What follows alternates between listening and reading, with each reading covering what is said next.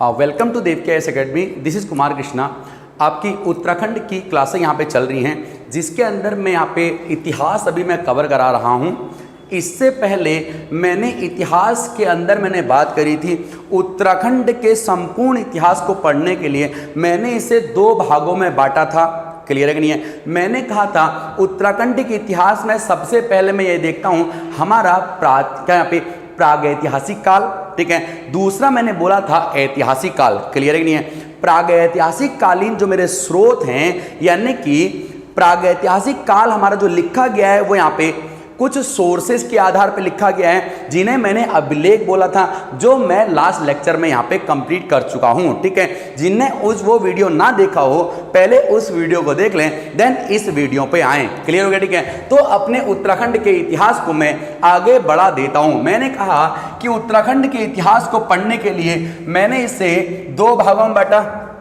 पहला कौन सा? पहला मैंने बोला पे क्या? प्रागैतिहासिक काल। क्लियर है कि नहीं है? प्रागैतिहासिक काल बोला मैंने, जिसके अंदर मैंने यहाँ पे तुम्हें अभिलेख पढ़ाए। मैंने कहा पे अभिलेख पढ़ाए, मैंने ये बोला, ठीक है। जिसके अंदर मैंने यहाँ पे आपको पहले शिलालेख बताए, दूसरे मैंने आपको स्तंभ लेख बताए, फिर गुहा लेख, फिर मैंने कुछ अन्य सोर्स यहाँ पे बताए थे। क्लियर है कि नहीं है? चलिए ठीक है।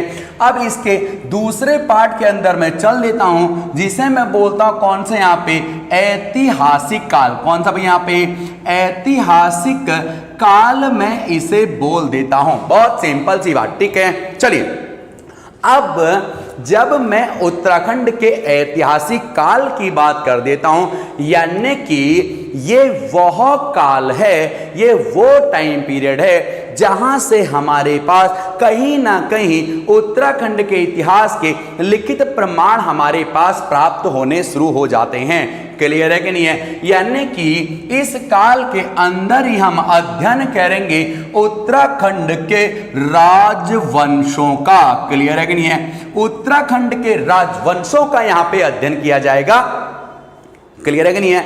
अब एक बात जरा सा यहां पे बता देता हूं, इसके अंदर मुझे यहां पे सारे वंशज पढ़ने, एक के बाद एक करके एक करके यहां पे सारे ही वंशज पढ़ाए जाएंगे। लेकिन उससे पहले आपको एक बात की जानकारी होनी चाहिए। क्लियर है कि नहीं है? वो ये कि उत्तराखंड के जितने भी राजवंश हुए, ये संबंधित हुए किससे भैया? किसी ना किसी प्राचीन प्रजाति से ये संबंधित हुए। मैंने क्या बोला पे? ये जितने भी राजवंश हुए, ये किसी न किसी प्राचीन जनजाति या फिर प्राचीन जाति से ये संबंधित हुए। इसका मतलब अगर मुझे राजवंशों को विधिवत समझना है, तो उससे पहले जरा सा मैं सब टॉपिक यहां पे पढ़ लेता हूं। उत्तराखंड की प्राचीन प्रजातियां, मैंने कहा पे उत्तराखंड की प्राचीन प्रजातियां यहां पे मैं देख लेता हूं, और जब नाम आ जाता है उत्तराखंड की प्राचीन प्रजातियों का, ठीक है, तो इसके अंदर शामिल होती हैं भैया क्या? इसके अंदर शामिल होती हैं 3 प्रजातियां। क्लियर नहीं है? उत्तराखंड के अंदर प्राचीन प्रजातियों में 3 प्रजातियों के नाम विशेष तौर पे आ जाते हैं, ठीक है। जिनमें से लो भैया, जिनमें से पहला नाम आ जाता है, मैं इसे 3 पार्टों में डिवाइड करता हूं, ठीक है। पहली प्रजाति यहां पे जो आती है, वो आती है भैया आपकी कोल प्रजाति। कौन सी बना पे? यहां पे पहली प्रजाति आती है कोल प्रजाति। दूसरी प्रजाति यहां पे आ जाती है किरात प्रजाति। कौन सी भैया? किरात प्रजाति यहां पे आ जाती है। और तीसरी प्रजाति जो यहां पे आती है, वो प्रजाति आती है आपकी खस प्रजाति। क्लियर नहीं है? मैंने बोला कोल, किरात और खस, ये 3 प्रजातियां आ जाती हैं, और इन्हीं 3 प्रजातियों का संबंध आपको मिल जाएगा कहां भैया? हमारे जितने भी राजवंश हैं, इनमें इन सभी प्रजातियों का संबंध आपको देखने को मिल जाएगा। क्लियर है? तभी तो उत्तराखंड के राजवंश पढ़ाने से पहले मैं आपको ये प्राचीन प्रजातियां पढ़ा रहा हूं। क्लियर है? इस वीडियो के अंदर मैं बात करूंगा उत्तराखंड की कोल प्रजाति के बारे में। सिर्फ एक प्रजाति इस वीडियो के अंदर आपको पढ़ाई जाएगी, किरात और स्खर प्रजातियां इसके अगले वीडियो के अंदर मैं यहां पे आपको पढ़ाऊंगा। क्लियर नहीं है? तो डिस्कस करते हैं, अपने लेक्चर को आगे बढ़ाते हैं, डिस्कस करते हैं भैया किस पे, अपनी पहली प्राचीन प्रजाति यानी कौन सी भैया पे, कोल प्रजाति। क्लियर है कि नहीं है? कौन सी बोला यहाँ पे, कोल प्रजाति को मैं डिस्कशन करके चल देता हूं। बहुत सिंपल। क्लियर है कि नहीं है? अरे किसी को कोई दिक्कत है क्या? कोनो टेंशन नहीं होनी चाहिए, ठीक है। अगर किसी को किसी भी तरह का कोई भी संदेह हो, क्या बोला पे, किसी भी तरह का कोई भी संदेह हो, कोई डाउट हो, ठीक है, तो अपना आप कमेंट बॉक्स में आप लिख सकते हैं। आपके सवाल का जवाब मैं आपको यहां पे देने का प्रयास करूंगा। क्लियर है कि नहीं है? चलिए मैं इस लेक्चर को आगे बढ़ाता हूं। मैंने कहा मुझे पढ़ना है 3 प्रजाति में, पहली प्रजाति जिसका नाम मैंने आपको बता दिया है, मैंने बोला कोल प्रजाति। कौन सी भैया? कौन सी बोला मैंने यहाँ पे? पहली प्रजाति का नाम मैंने आपको यहाँ पे कोल प्रजाति बता दी है। कोई टेंशन क्या? चलिए कोल प्रजाति के बारे में डिटेल से पढ़ के चलते हैं। इसके बारे में जानने के लिए पहले थोड़ा सा बेसिक बातें पढ़ के चलता हूं। क्या पहले कुछ बेसिक बातें मैं बता के चलता हूं। उन बेसिक बातों में सबसे पहले मैं डिस्कशन करता हूं इस कोल शब्द की उत्पत्ति कैसे हुई। क्लियर है कि नहीं है? ये जो कोल शब्द है ये कहां से आया? क्लियर है कि नहीं है? यानी कि इस कोल शब्द की मैंने बोला क्या, शब्द की उत्पत्ति मैं यहां पे बताऊंगा। क्लियर हो गया? उत्पत्ति मैंने आपको यहां पे बोल दिया है, ठीक है। अरे कौन टेंशन क्या, कोई दिक्कत नहीं है, ठीक हो गया।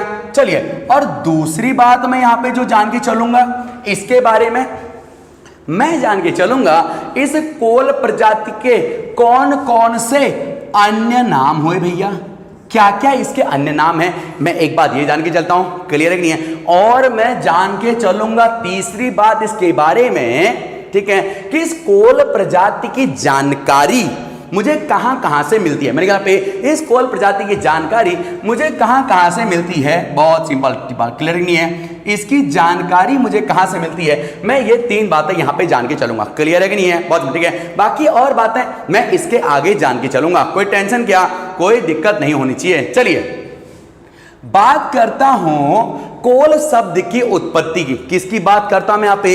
इस कोल शब्द की उत्पत्ति की मैं बात करता हूं। क्लियर है कि नहीं है? बहुत सिंपल सी बात। अब जब इस कोल शब्द की उत्पत्ति की बात आती है भैया, किस शब्द की बोला मैंने यहाँ पे? जब ये कोल शब्द की उत्पत्ति की बात आती है, इसे जानने के लिए मुझे थोड़ा सा अपने इतिहास के बैकग्राउंड में जाना होगा। कहां यहाँ पे? थोड़ा सा मैं इतिहास के बैकग्राउंड में जाके चल देता हूं, जरा सा देखता हूं क्या कहानी इसके पीछे रची है। क्लियर है कि नहीं है? कोल शब्द की उत्पत्ति की जब मैं बात कर लेता हूं, यहां पे मेरे सामने एक नाम आ जाता है भैया, काय का? मोहनजोदड़ो के अंदर जो प्राप्त शिलालेख हैं वो नाम यहां पे आता है। क्या मैंने कहा पे इसके बैक में जाके चलता हूं। मोहनजोदड़ो शिलालेख, कौन सा? मोहनजोदड़ो, ठीक है, मोहनजोदड़ो, ठीक है, शिलालेख। क्या बोला पे? मोहनजोदड़ो शिलालेख का नाम यहां पे आ जाता है। कोई टेंशन किसी को? मोहनजोदड़ो शिलालेख मैंने बोला है, लिख के चल देता हूं शिलालेख। क्लियर है कि नहीं है? चलिए इस मोहनजोदड़ो के अंदर जो शिलालेख प्राप्त हुए हैं, यहां पे क्लियर है कि नहीं है? यहां पे एक राजा का नाम आता है। क्लियर नहीं है? मोहनजोदड़ो शिलालेख के अंदर एक राजा का नाम आता है, जिस राजा का नाम है भैया क्या? मंधाता। मैंने कहा पे मोहनजोदड़ो शिलालेख के अंदर एक राजा का नाम आता है, इसमें एक राजा का नाम आता है, जिस राजा का नाम बेटा क्या बोला मैं पे? मंधाता। क्लियर है कि नहीं है? मंधाता एक राजा का यहां पे नाम आ जाता है। कोई टेंशन किसी को? कोई टेंशन किसी को नहीं होनी चाहिए। क्लियर है कि नहीं है? ये जो मंधाता राजा है, क्लियर है कि नहीं है? मंधाता राजा एक सूर्यवंशीय क्षत्रिय राजा था। मैंने कहा पे मंधाता जो राजा है ये एक सूर्यवंशी है। क्लियर नहीं है? सूर्यवंशीय क्षत्रिय राजा था, मैंने आपको ये बता दिया है। कोई टेंशन किसी को? कोई दिक्कत आपको यहां पे नहीं होनी चाहिए। क्लियर है कि नहीं है? इस मंधाता का इस राजा मंधाता का कहां पे भैया, ओंकारेश्वर के अंदर एक मंदिर भी इसके नाम से बनाया गया है, जिसे हम मंधाता मंदिर कह देते हैं। क्लियर? ठीक है। चलिए, मैंने यहां पे बोला एक क्षत्रिय राजा था, इसी के आगे जरा एक बात जोड़ता मैं क्या, इसका एक क्या है यहां पे, इसका एक मंदिर है, बोला मैंने क्या यहां पे, इस राजा का एक मंदिर है, कहां, ओंकारेश्वर में। कहां बोला पे, ओंकारेश्वर के अंदर इसका एक मंदिर है, जिस मंदिर को मैंने क्या बोला यहां पे, इस मंदिर का नाम क्या, लो भैया, मंधाता। क्लियर नहीं है? मंधाता मंदिर इसका नाम मैंने बोल दिया। कोई टेंशन क्या, कोई टेंशन आपको नहीं होनी चाहिए। क्लियर ही नहीं है? सूर्यवंशी राजा मंधाता एक बहुत ही शक्तिशाली राजा रहा। क्लियर नहीं है? सूर्यवंशी राजा मंधाता एक बहुत ही ज्यादा बड़ा शक्तिशाली राजा रहा। वास्तविकता तो यह है कि कोल भारत के अंदर आर्यों से भी पहले आ गए थे। क्लियर है कि नहीं? यानी कि मैं जो बात कर रहा हूं, मैं आर्यों से पहले की कहीं मैं ये बात कर रहा हूं। अरे समझ आ रहा है क्या? बहुत सिंपल। ठीक है, ये मैंने किया, मंधाता एक बहुत ही शक्तिशाली सूर्यवंशी क्षत्रिय राजा था, मैंने आपको ये बताया है। क्लियर है कि नहीं है? लेकिन जब इस मंधाता की मृत्यु हुई, जब तक सूर्यवंशी राजा मंधाता का प्रभाव था, तब तो पूरा क्षेत्र एक छत के नीचे था। मतलब पूरा समाज एक रिमोट से ही चल रहा था। जो रिमोट किसके हाथ में भैया, मंधाता के हाथ में जो रिमोट था। लेकिन मंधाता की मृत्यु के बाद इसका जो राज्य था, वो राज्य छोटे छोटे छोटे टुकड़ों में विभाजित हो गया। क्लियर है कि नहीं है? यानी कि जो इसका क्या पे, जो इसका राज्य था वो छोटे छोटे टुकड़ों में बढ़ गया। क्लियर है कि नहीं है? मतलब ये समाज छोटी छोटी जातियों में जाकर के बढ़ चला। किसका? मंधाता, राजा मंधाता का समाज। क्लियर है कि नहीं है? इसमें से छोटी छोटी जातियां जो निकली, बात समझ गए, उन जातियों की संख्या हुई 10। यानी कि राजा मंधाता का जो साम्राज्य था वो 10 भागों में बढ़ गया। क्लियर है कि नहीं है? 10 टुकड़े इसके हो गए, 10 तरह की यहां से जातियां निकल के आ चली हैं। क्लियर है कि नहीं है? इसमें से सबसे पहली जो जाति है भैया, लिख के चलता हूं, उसका नाम आता है मल्ला। क्लियर है कि नहीं है? मैंने कहा पे सबसे पहली जाति जो यहां पे आती है, नाम आता है मल्ला। दूसरी जाति का नाम यहां पे जो आता है भैया, लिख देता हूं। ठीक है, दूसरी जाति का नाम आता है यहां पे जनक। क्या बोला मैंने यहाँ पे विजयी? दूसरी का नाम मैंने यहाँ पे जनक बोला है, कोई टेंशन। तीसरी जाति का नाम है यहाँ पे विदेही। कौन सा भैया? विदेही मैंने बोल दिया है, कोई टेंशन किसी को? चौथा जो नाम यहाँ पे आता है वो नाम आता है भैया क्या? कोलिए। मैंने कहा पे चौथा नाम जो यहाँ पे आता है वो नाम आता है कोलिए। मतलब इस क्या है, जो राजा मंधाता है इसकी एक जाति और यहाँ पे यानी कि एक टुकड़ा और निकला जो हुआ कोलिए। कोई टेंशन किसी को? जो हुआ यहाँ पे क्या, कोली मैंने बता दिया। क्लियर है कि नहीं है? इसके अलावा और भी निकले। ठीक है, जिसमें से एक हुआ यहाँ पे क्या, लिच्छवी। मैंने कहा पे एक यहां से जो निकला यहाँ पे वो हुआ आपका क्या, लिच्छवी। कौन सा? ठीक है, मैंने यहाँ पे वो, ठीक है, लिच्छवी मैंने ये बोल दिया। कोई टेंशन किसी को? बहुत सिंपल। अगला जो हुआ, एक यहां से निकला शाक्य। कौन से भी यहाँ पे मैंने यहां पे बोला, एक यहां से निकला शाक्य, मैंने बोला एक और यहां पे जो निकला, ठीक है, वो निकले इसमें से कौन सा भैया, मौर्य। क्लियर है कि नहीं है? मौर्य जाति भी इसमें से अलग हुई। कोई टेंशन किया? बहुत सिंपल जवाब। ठीक है, और जो जाति इसमें से निकली भैया मौर्यों के अलावा, इसमें से एक निकला है क्या, मुदिराज। मुदिराज एक जाति यहां से ये निकली। क्लियर है कि नहीं है? मुदिराज के अलावा एक जाति यहां से और निकली जो हुई कौन सा भैया, अहीर। मैंने कौन सा बोला पे, अहीर। कितनी हो गई भैया, 1 2 3 4 5 6 7 8 9 जातियां यहां पे निकल के आ चुकी हैं, जिनमें मैंने क्या पे टोटल थी भैया 10। 10वीं जो हुई वो हुई भैया कौन सी, बज्जी। क्लियर है कि नहीं है? कौन सी बोला मैंने यहाँ पे, 10वीं यहां पे जो हुई ये हुई बज्जी। यानी कि राजा किसका, मंधाता का जो कुल था, क्लियर है कि नहीं है, वो 10 पार्टों में डिवाइड हो गया। क्लियर है कि नहीं है? अब यहां पे मैं आपको एक बात और बता देता हूं, ये राजा मंधाता जो था, ठीक है, ये था कोली वंश का। किस वंश का? मैंने बोला राजा मंधाता जो था ये था भैया कोली वंश का। क्लियर है कि नहीं है? कोली वंश का हुआ राजा मंधाता। क्लियर है कि नहीं है? तो कहीं ना कहीं तुम ये भी कह सकते हो जब तक राजा मंधाता था तब तक कोली वंश पूरा सिमटा हुआ था, लेकिन राजा मंधाता के मर जाने के बाद कोली वंश इन 10 पार्टों में बिखर गया। कोई टेंशन किसी को? अरे कौन दिक्कत है क्या? बहुत सिंपल सी बात। अब समझाता हूं आगे कहानी। क्लियर है कि नहीं है? इन 10 पार्टों में से, यानी इन कोली वंश के 10 टुकड़ों में से एक टुकड़ा जो आपको यहां पे दिख रहा है भैया, वो दिख रहा है कौन सा? लो भैया मैं इसी को आगे देख के चल लेता हूं। इन 10 टुकड़ों में से 2 टुकड़ों को मैं बाहर निकालता हूं। मैंने एक टुकड़ा निकाला, कौन सा भैया? ये कोलीय। क्लियर है कि नहीं है? इनमें से मैंने एक टुकड़ा कोलीय बाहर निकाला। क्लियर हो गया? बहुत सिंपल। और दूसरा टुकड़ा यहां से निकाला मैंने शाक्य। इन 10 में से 2 मैंने यहां पे निकाले। कौन सा निकाला? यहां पे मैंने कोली निकाला है, और दूसरा निकाला भैया टुकड़ा मैंने इसमें से कौन सा? लो भैया निकाला मैंने यहां से शाक्य। क्लियर है कि नहीं है? आप समझते हैं बात को? ठीक है। इस कोलीय जो ये वंश है, ये अपने अपने क्षेत्रों में जहां ये जाति का प्रभाव है वहां ये लोग रह रहे हैं। तो इस कोली वंश के अंदर, ठीक है, कोली वंश के अंदर यहां का एक राजा था। क्लियर है कि नहीं है? मैंने क्या बोला? यहां का एक राजा था, नाम था अंजना। क्लियर है कि नहीं है? अंजना कहीं पे कहीं कहीं पे राजा अंजन भी इसे लिखा गया है। कोई टेंशन किसी को? बहुत सिंपल। क्या यहाँ पे राजा अंजना, या फिर मैंने यहां पे अंजन लिखा है, ठीक है। और शाक्य कुल का एक राजा था।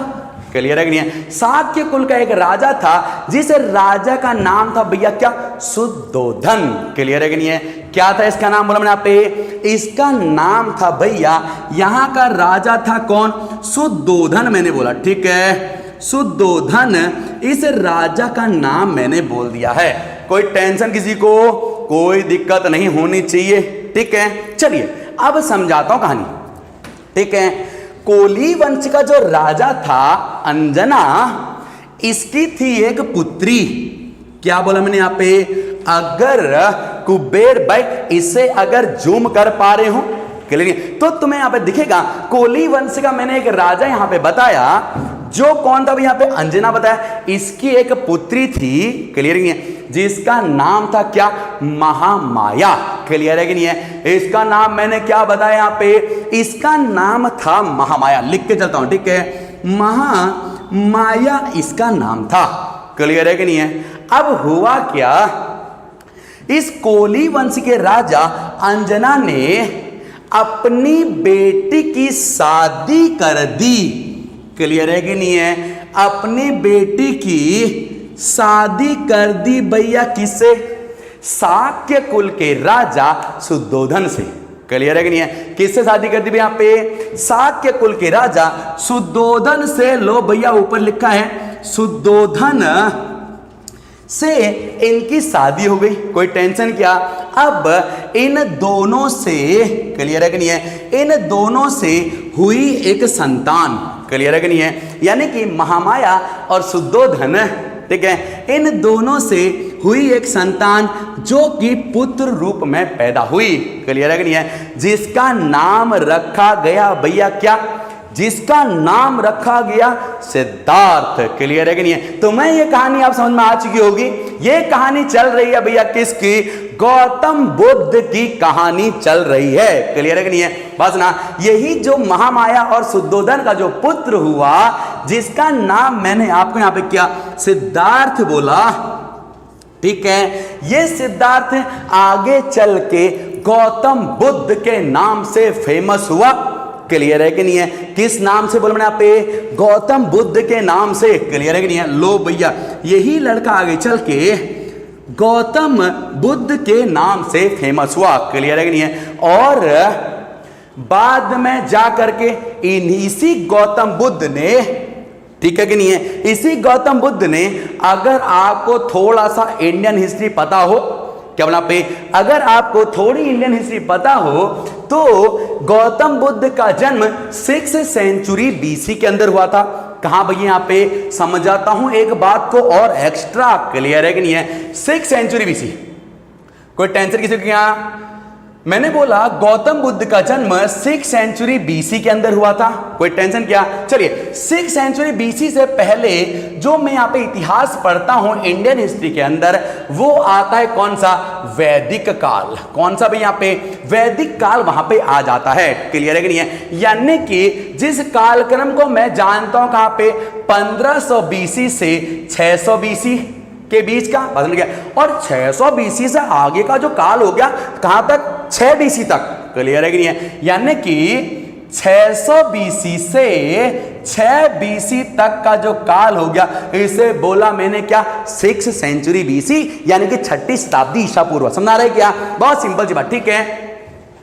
वैदिक काल के अंदर जब वैदिक धर्म था, वैदिक धर्म के अंदर, क्लियर है कि नहीं है, वैदिक धर्म के अंदर क्या था भैया? बहुत सिंपल, क्या यहां पे करते थे लोग? क्या?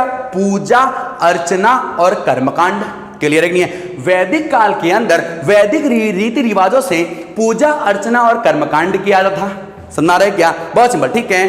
और इस काल के अंदर बहुत सिंपल, इस वैदिक धर्म के अंदर पूजा अर्चना कर्मकांड में जो लोग पूजा कर रहे हैं भगवान शिव की, वो कहलाए शैव धर्म वाले। वो क्या कहलाए भैया इसमें? वो कहलाए शैव धर्म वाले। और जो लोग पूजा अर्चना कर रहे हैं भगवान विष्णु की, वो कहलाए वैष्णव, क्लियर है कि नहीं है। अरे वो क्या कहलाए यहां पे? वो कहलाए वैष्णव। कोई टेंशन किसी को? कोई टेंशन नहीं है भैया, वो यहां पे वैष्णव कहलाए। अब भगवान शिव एक निरंकारी है, क्या बोला पे? भगवान शिव निरंकारी है, विष्णु भी निरंकारी है। समझ रहा है क्या? बहुत सिंपल, मैंने कहा पे भगवान शिव निरंकारी है और विष्णु भी निरंकारी है, इसीलिए तो भैया ये भगवान है। ये क्या है बोला मैंने यहाँ पे? ये मैंने बोला ये भगवान है, क्लियर है कि नहीं है। बहुत छोटा सा डिफरेंस आपको यहाँ पे बता के चलता हूं, क्लियर है कि नहीं है। एक होते हैं भगवान, एक होते हैं देवता, क्लियर है कि नहीं है। मैंने कहा पे एक भगवान होते हैं, एक होते हैं देवता, क्लियर? क्या डिफरेंस है भैया इन दोनों में? क्या भगवान और देवता एक ही हैं या इन दोनों में कोई फर्क है? क्लियर है कि नहीं है। बता के चल देता हूं एक लाइन में। देवता उन लोगों को कहते हैं, देवता वो हैं जो पृथ्वी पे कभी ना कभी देह रूप में, यानी कि शरीर के रूप में आए हैं, यानी कि किसी ना किसी के गर्भ से जिन्होंने जन्म लिया है, क्लियर है कि नहीं है, वो कहलाते हैं देवता। समझ आ रहा है क्या? जैसे तुमने नाम सुना होगा गोलू देवता, नरसिंह देवता। अरे नरसिंह कौन है? नाम है कॉमन आदमी का, क्लियर है कि नहीं, जिसका नाम भैया नरसिंह था, क्लियर है कि नहीं है। बात ना, अपने कर्मों की वजह से वो श्रेणी पे चला गया जहां आज हम उसे नरसिंह देवता के नाम से जान रहे हैं। अरे क्लियर नहीं, गोलू देवता, गोलू एक आदमी कोई सिंपल, क्लियर है कि हमारी तुम्हारी तरह, ठीक है। और बाद में क्या हुआ? उनके कर्मों की वजह से हमने उन्हें देवताओं की श्रेणी में रखा, क्लियर है। भगवान कृष्ण क्या है? क्लियर है कि नहीं? बस ना, हम बोलते हैं भगवान कृष्ण, लेकिन हकीकत बात यह है कृष्ण भगवान नहीं, कृष्ण देवता हैं, क्लियर है कि नहीं? क्योंकि कृष्ण भी यहाँ पे देह रूप में आए हैं, कोई टेंशन। राम देवता हैं, राम भगवान नहीं है, क्लियर है। भगवान कौन है भैया?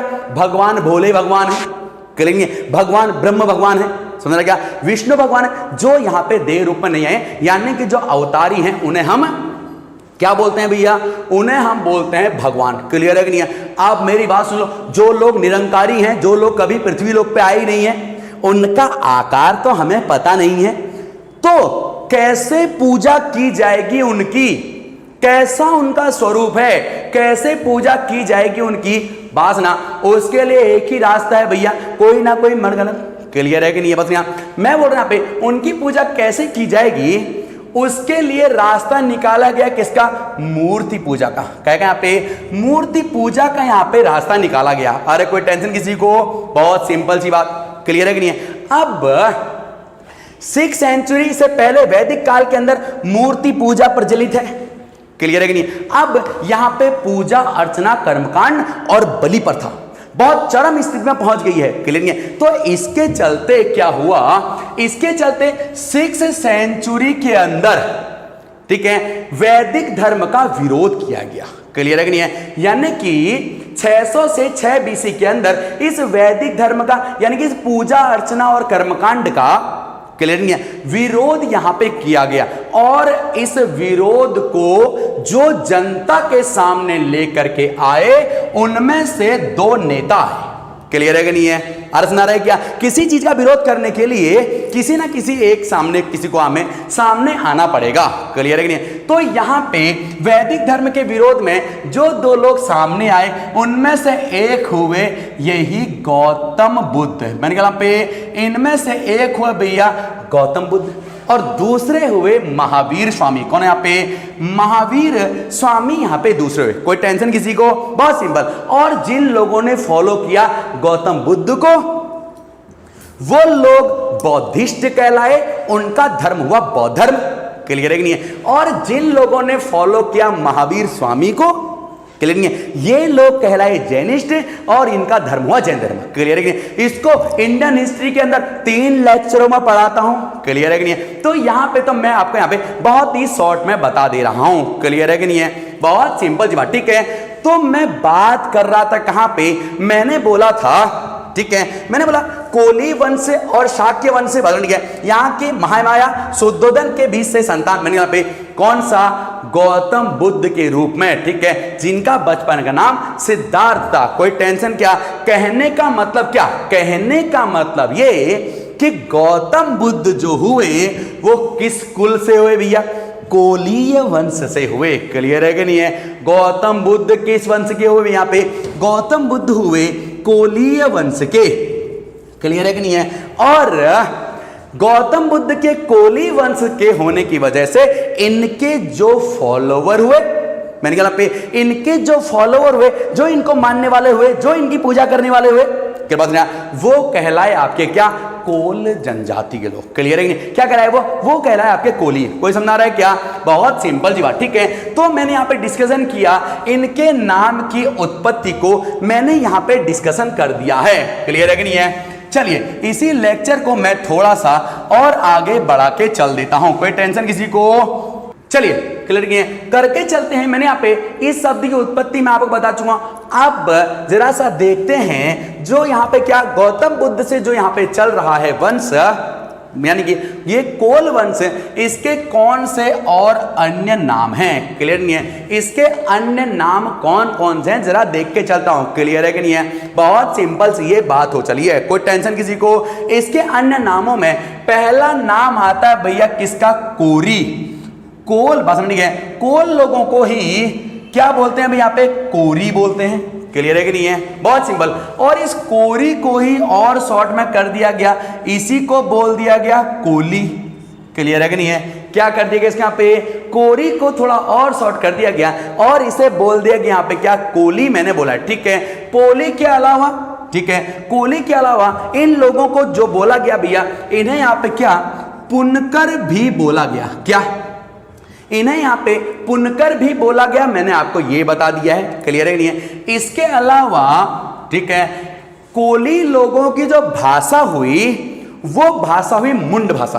कौन सी भाषा? मुंड भाषा कोली लोगों की हुई, इसीलिए इनकी भाषा की वजह से कोली लोगों को ही मुंड भी बोला गया। क्लियर है कि नहीं है? क्या बोला गया फिर यहाँ पे? इन्हें मुंड भी बोला गया। क्लियर है कि नहीं है? इसके अलावा, अरे कौन टेंशन किसी को? नीचे को भैया मैं इधर लिख के चल देता हूं, कोई टेंशन क्या? चले ठीक है। इसके अलावा कोली लोगों को ही इन्हीं को बोला गया दस्यु।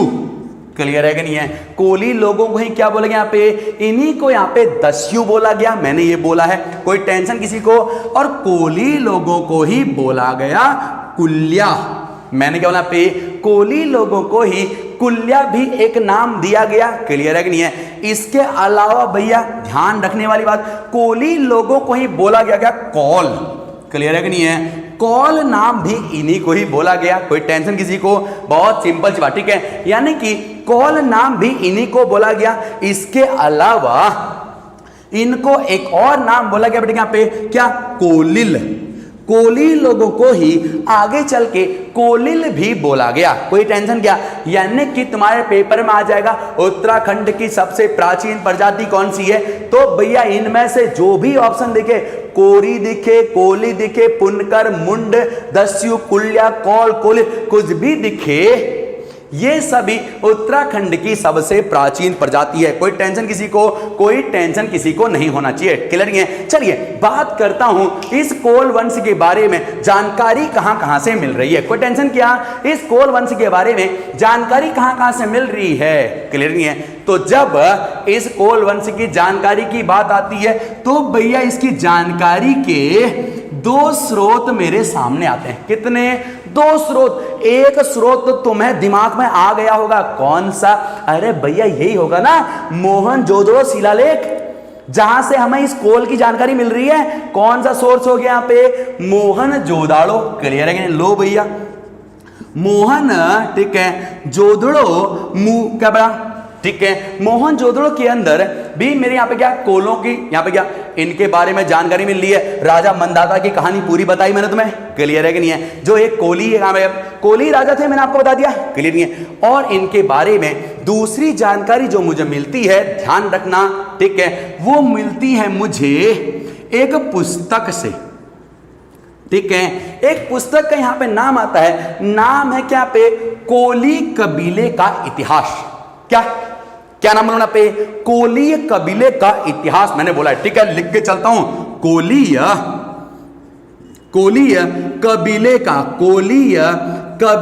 का इतिहास मैंने आपको बोल दिया है। क्लियर है। इस पुस्तक से भी हमें कोल वंश की जानकारियां मिल जाती हैं। कोई टेंशन किसी को, बहुत सिंपल सी बात है। ध्यान रखना, इस कोली कबीले का इतिहास जो किताब है, इसके रचयिता, इसके लेखक जो हैं, नाम लिख के चलता हूं। इसके लेखक का नाम भैया क्या है, श्री बंचू भाई। लिख के चलता हूं, क्या बोला पे, श्री बंचू बाई। मैंने कहा पे इसका नाम है श्री बंचू बाई। देख के चल लेता हूं, कोई टेंशन क्या, लो भैया, ठीक है, पीतांबर कमवेद। क्या, श्री बंचू बाई, ठीक है, पीतांबर, श्री बंचू बाई पीतांबर। अरे कोई टेंशन क्या, चले ठीक है, मैंने कहा पे, अरे मैंने कहा पे श्री बंचू बाई पीतांबर, ठीक है, कमवेद। ठीक है, ये इस किताब के रचनाकार हैं, जिससे मुझे इनकी जानकारी मिल रही है। ध्यान रखने वाली बात और है, इस किताब का प्रकाशन, इंपॉर्टेंट बात है, ध्यान रखना, इस किताब का जो प्रकाशन किया गया है वो किया गया कब, 1961 के अंदर। कोई टेंशन क्या बोला मैंने पे, इस किताब के अंदर, ठीक है, जानकारी मिले कोलों की बात पे, प्रकाशन का यहाँ पे 1961 के अंदर। तो मैंने बोला कि कोली वंश से मुझे यहाँ पे गया, मैंने यहाँ पे गया, इस किताब से मुझे जानकारी मिलती है। अब जरा सा देखता हूं कि आखिर क्या जानकारी मिल रही है भैया। ठीक है, क्या जानकारी मुझे यहां से मिल रही है, ये देख के चलता हूं। कोई टेंशन क्या, बहुत सिंपल जी बात। ठीक है, तो कोली कबीले का इतिहास जो पुस्तक है, इससे मुझे दो जानकारियां मिलती हैं। कितनी, दो जानकारियां। पहली जानकारी इससे जो मुझे मिल रही है वो ये कि कोली जो मेरी क्या यहाँ पे प्रजाति है, ये मध्य भारत और पहाड़ी क्षेत्र में निवास करने वाली एक प्रजाति है। मैंने कहा पे मध्य भारत, लो भैया, ठीक है, मध्य भारत व पहाड़ी क्षेत्रों में, ठीक है, पहाड़ी क्षेत्र में निवास करने वाली एक जाति हुई। और दूसरी जानकारी इस किताब से मिलती है मुझे वो ये कि कोल जो प्रजाति है ये न केवल उत्तराखंड बल्कि पूरे भारत की सबसे प्राचीन प्रजाति हुई। क्लियर है? उत्तराखंड की सबसे प्राचीन प्रजाति तो ये है ही है, लेकिन इसके साथ साथ में ये पूरे भारत की भी संभवतः सबसे प्राचीन प्रजाति है। क्लियर है? नहीं है? लो भैया, ठीक है, उत्तराखंड के साथ साथ यह संभवत है, ठीक है, संभवत है, क्लियर नहीं है, भारत की भी सबसे प्राचीन प्रजाति है। कोई टेंशन क्या, सबसे प्राचीन प्रजाति है, मैंने ये बोल दिया है। कोई टेंशन क्या, बहुत सिंपल जवाब, ठीक है। मैं इसी लेक्चर को आगे बढ़ाता हूं, क्लियर हो गया। यानी कि मैं यहाँ पे कोलों का इतिहास तुम्हें आज पढ़ा रहा हूं प्राचीन प्रजाति के अंतर्गत। तो अपने इस लेक्चर को मैं थोड़ा सा और आगे बढ़ा देता हूं। अरे कोई टेंशन क्या, बहुत सिंपल सी बात, ठीक है। उम्मीद करता हूं तुम इसे सुन नहीं रहे होगे बल्कि इसे नोट भी कर रहे होगे, ठीक है, जिससे कि तुम्हारी नॉलेज और बेहतर हो जाए। चलिए, तो इस लेक्चर को अब मैं आगे बढ़ाता हूं, ठीक है। कोलों के बारे में जानने वाली कुछ और बातें लो भैया, ठीक है। आज मैं तुम्हें यहाँ पे कोलों का इतिहास पढ़ा रहा हूं, ठीक है, प्राचीन प्रजाति के बारे में। इस लेक्चर को थोड़ा सा और आगे मैं बढ़ा के चल देता हूं, ठीक है। कोलों के बारे में जानने वाली और बातें इनके इतिहास में, इसे मैं 6 पार्टों में डिवाइड करके चल देता हूं। लो भैया, ठीक है, 1 2 मैंने कर दिया है, 3 4 5 और ये 6, ठीक है। इनके बारे में जानने के लिए कोलों के इतिहास में 6 पार्टों में मैंने इसे डिवाइड यहाँ पे कर चला हूं। जिसमें पहली बात मैं जान के चलता हूं, इसने कोलों का संबंध, क्लियर है कि नहीं है, कोल प्रजाति का जो संबंध है वो किस धर्म से है, मैं आपको ये बताने जा रहा हूं, ठीक है। इनके अगले लेक्चर में बताना पे क्या, इनका धर्म। सबसे पहले यहां पे जान के चलता हूं कोलों का धर्म कौन सा है। कोई टेंशन क्या, बहुत सिंपल सी बात है, ठीक है। चलिए, तो इसमें मैं आपको बता देता हूं, कोल जनजाति हिंदू धर्म से संबंधित है, क्लियर है कि नहीं। ये आपको ऑलरेडी पहले भी पता, आपको ये चल गया होगा, क्योंकि गौतम बुद्ध का लिंक बौद्ध धर्म का लिंक हो गया, ठीक है, सूर्यवंशी राजा का लिंक हो गया। तो साफ साफ पता चल रहा है कि कोलों का धर्म कौन सा भाई, यहाँ पे कोलों का धर्म हिंदू धर्म हुआ, क्लियर है कि नहीं है, बहुत सिंपल सी बात, ठीक है। और कोल लोग जो पूजा कर रहे हैं, ये पूजा करते हैं भगवान शिव की, किसके नाम पे, भगवान शिव की पूजा करते हैं। यानी कि जरा सा यही जान के चल लेता हूं भैया क्या, कोलों के बारे में एक बात यहीं पे और सी, क्लियर है कि नहीं है, बहुत सिंपल, ठीक है। चलिए, क्या वहां पे शिव को, बस ठीक है, शिव की उपासना करते हैं, ठीक है, शिव की उपासना करते हैं। कोलों के बारे में मैंने एक बात ये बोल दी है, बहुत सिंपल, ठीक है। आगे जान के चल लेता हूं, कोलों के अंदर भाषा, ठीक है, हिंदू धर्म के अंदर मैंने बोल दिया पे क्या, कोलों में अंधविश्वास, क्या बेटा पे, अंधविश्वास जो है इन लोगों में प्रचलित था। मतलब जादू, ठीक है, मतलब टोना, क्लियर है कि नहीं है, मतलब बलि प्रथा, क्लियर है कि नहीं है, बलि प्रथा, सुना रहे क्या, ये सभी तरह की प्रथाएं कोलों में प्रचलित थी। कोई टेंशन क्या, बहुत सिंपल सी ये बात हो, चलिए, क्लियर है कि नहीं है। चलिए, मैंने यहाँ पे डिस्कशन किया कोलों के बारे में, क्या इनके धर्म के बारे में। थोड़ा सा आगे देख लेता हूं भैया, क्या कोलों की बात, ठीक है, कोल लोग उत्तराखंड में, मैं यहाँ पे उत्तराखंड के इतिहास के अंदर गया हूं, कोलों के उत्तराखंड के अंदर कोल लोग कहां निवास करते थे, क्लियर है कि नहीं है, इनका निवास स्थान कहां था, बता के चलता हूं। अब तुम्हारे दिमाग में एक सेंस तो बन रहा होगा, क्योंकि मैंने तुम्हें बता दिया है इनका संबंध, ये जो कुल चला है ये गौतम बुद्ध के कुल से चला है, क्लियर नहीं है। और गौतम बुद्ध का जन्म तुम्हें पता है कहां भैया, नेपाल के कपिलवस्तु में हुआ था। कहां भैया, नेपाल के कपिलवस्तु में गौतम बुद्ध का जन्म हुआ था, मैंने ये बोल दिया है, क्लियर है कि नहीं है। इसका मतलब कोलों का निवासन कहां हो जाएगा भैया, जरा सा अगर मैं आपको यहां पे थोड़ा सा समझाने का अगर प्रयास करूं, ठीक है, लो भैया, अरे कोई दिक्कत किसी को, चलिए ठीक है, इधर का मेरा काम नहीं है, मैं इसे नहीं बनाता हूं, चलिए कोई बात नहीं है, इसे मैं बना के चल ही देता हूं, ठीक है। अब मेरे पास यहाँ पे नेपाल कहाँ भैया, नेपाल रहा आपका इधर, नेपाल आपका यहाँ है, यहीं पे कपिलवस्तु, क्लियर है कि नहीं। और कोल मैंने बोला पे किसका संबंध यहाँ पे, गौतम बुद्ध से। इसका मतलब कोल जनजाति जो भारत के अंदर भैया रही, यहीं से, क्लियर है कि, तो मतलब कोल जनजाति भारत में उत्तराखंड के अंदर कहां निवास कर रही होगी भैया, इस वाले एरिया के अंदर, क्लियर है कि नहीं? जो तुम्हें साफ साफ दिख रहा है कौन सा जिला है, ये हमारा पिथौरागढ़ का एरिया। कौन सा मेरा पे पिथौरागढ़ देख रहा है, तो इसी पिथौरागढ़ के अंदर कोल लोग निवास करा करते थे। क्लियर नहीं है? पिथौरागढ़ में कहा भैया, अगर यहां बोल दूं तो मैं कोई टेंशन क्या, यहां पे एरिया आता है कौन सा, लो भैया अस्कोट का एरिया। कौन सा, अस्कोट का एरिया यहां पे मैंने बोल दिया है। क्लियर है कि नहीं है? बहुत सिंपल, ठीक है। और दूसरा ये जो एरिया आता है अस्कोट के साथ साथ में मुनस्यारी वाला जो एरिया, क्लियर है कि नहीं है? बहुत सिंपल सी बात, कोई टेंशन क्या, ठीक है। ये जो मेरा मुनस्यारी वाला एरिया है, इस वाले एरिया में भी कोल रहा करते थे। कोई टेंशन किसी को? बहुत सिंपल सी बात, ठीक है। मुनस्यारी वाले एरिया में मैंने ये आपको बोल दिया है। और क्लियर हो गया? चलिए आगे थोड़ा सा इसी को मैं बढ़ा के चलता हूं, कोई टेंशन क्या, चलिए ठीक है।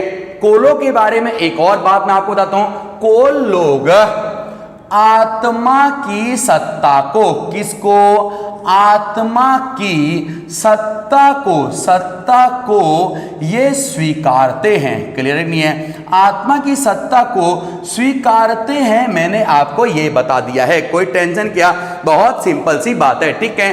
कोलों का मानना है, इस बात का प्रमाण कैसे, मैं किस आधार पर ये बोल रहा हूं, क्लियर नहीं है? इसका प्रमाण क्या है, क्लियर क्या, इसका प्रमाण फिर से वही बुक आती है। कौन सा मैंने बोला पे, कौन सा, कोलीय कबीले का इतिहास। मैंने कहा पे कोली कबीले का इतिहास, इसका प्रमाण आता है कि ये आत्मा की सत्ता को स्वीकार करते। कहां बोला पे, प्रमाण कहां, कोलीय, क्लियर है कि नहीं है? कोलीय कबीले का इतिहास, ठीक है। कोलीय कबीले का इतिहास, इसका प्रमाण आता है। कोई टेंशन क्या, इस किताब के अंदर लिखा हुआ है कोल लोग मानते हैं कि बीमारियां जो हैं वो किसी आत्मा या फिर किसी देवता के नाराज होने से आती हैं। मैंने कहा पे इस किताब के अंदर डिस्कशन मिलता है कि जो कोल लोग हैं, बात समझ गया, ये मानते हैं कि जो बीमारियां हैं, मैंने कहा पे बीमारियां जो हैं ये किसका पे, किसी आत्मा या फिर किसी देवता के नाराज होने से, बस ना, नाराज होने से आती हैं। मैंने आपको ये बताया। क्लियर है कि नहीं है? बहुत सिंपल सी बात, ठीक है। कोलों के इतिहास को थोड़ा और आगे बढ़ाता हूं, जान के चलता हूं इनके बारे में एक और बात, ठीक है। बहुत सिंपल सी बात, ठीक है। चलिए जान के चलता हूं, कोलों के नाम पे भारत के अंदर एक शहर बसाया गया। क्लियर है कि नहीं है? कोलों के नाम पे भारत के अंदर एक शहर बसा। कोई टेंशन क्या, जिस शहर का नाम आप लोगों ने सुना होगा, क्लियर नहीं है, इसे हम बोलते क्या, कोलावा। कौन सा भी यहां पे, कोलावा जो मेरा शहर है, ठीक है, ये कोलों के ही नाम पे बसा हुआ है। कोई टेंशन किसी को? बहुत सिंपल सी बात हो, चले ठीक है।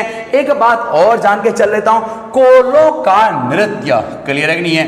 कोलों का नृत्य क्या था भैया, मैंने कहा पे कोलों का नृत्य क्या था, जरा एक बात ये जान के चल लेता हूं। कोई टेंशन किसी को? चलिए, कोलों का जो नृत्य था, हो गया बात करके, ठीक है, इसे बोलते थे हम क्या पे, लिखो भैया, मैंने बोला पे क्या, इसे बोलते थे कोल याचा।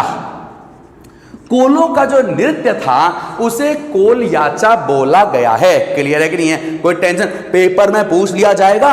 क्लियर है कि नहीं? कोल याचा किसके नृत्य भैया, किससे संबंधित है ये कोल जनजाति से संबंधित है। मैंने आपको ये समझा दिया है। कोई टेंशन आपको नहीं होनी चाहिए। क्लियर है कि नहीं है? अब एक आखिरी बात कोलों के बारे में करके चलता हूं, क्या कि इस कोल प्रजाति से संबंधित प्रमुख व्यक्ति, यानी कि कौन कौन से प्रमुख व्यक्तित्व इससे महान संबंधित रहे, जरा जान के चलता हूं, ठीक है। कोल जनजाति या कोल प्रजाति से बात, ठीक है, ठीक है, कोल प्रजाति से क्या बोला पे, संबंधित, ठीक है, संबंधित व्यक्तित्व मैं बोल देता हूं, ठीक है, व्यक्तित्व मैंने यहां पे बोल दिया है। कोई टेंशन क्या, चलिए, इसमें से कोल प्रजाति से संबंधित सबसे महान नाम जो पहला आता है वो आता है किसका भैया पे, किसका, अभी थोड़ी देर पहले बताया मैंने, गौतम बुद्ध का। क्लियर है कि नहीं है? सबसे महान नाम, सबसे महान व्यक्तित्व जो कोल जनजाति से यहाँ पे क्या, यहाँ पे संबंधित है, उसका नाम आता है क्या यहाँ पे,